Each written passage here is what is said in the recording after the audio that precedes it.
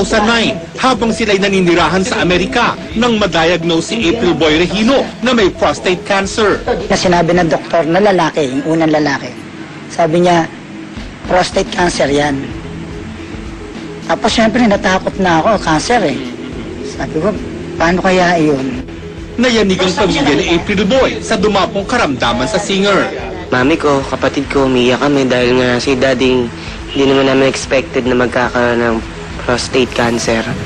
So, pagkatapos po, lagi po nalulungkot, tas dasal ng dasal para lang kung ano man ng sana bigyan ng miracle ni God na gumaling si dad. Parang ano na ako nun, hindi na ako makakain. Talagang iniisip ko, parang torture sa'yo eh, di ba?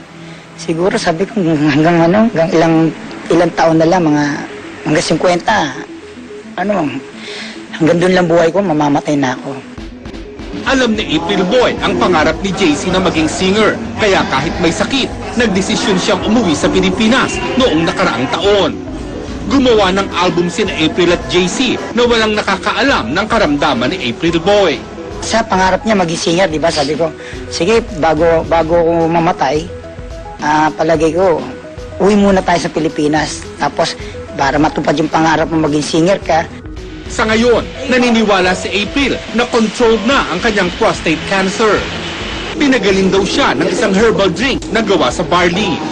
Hindi pa sumasailalim ang singer sa anumang test para makumpirma ang kanyang paggaling. Gumaling na ako. Sa dati, alam mo, pagka may prostate cancer ka, wala na, parang ano ka na, impotence ka na. Ngayon, okay na naman. Bumabawi raw ngayon si April sa pagkain at hindi tumitigil sa pag-inom ng kanyang food supplement bilang patuloy na paglaban niya sa cancer. Ang taong 2009, na-diagnose po ako na meron akong prostate cancer. 3 sakit ang sakit ko. Diabetes, high blood, prostate cancer. 5 gamot ang iniinom ko. Ang payat-payat ko na noon, talagang alam ko mamamatay na ako. Kaya nawalan ka na ng gana sa pagkain, nawalan ka ng gana sa buhay. Parang bumigay na ako. Pero sabi ko nga, pag binigyan ka pa rin pagkakataon ng Panginoon Kristo na mabuhay,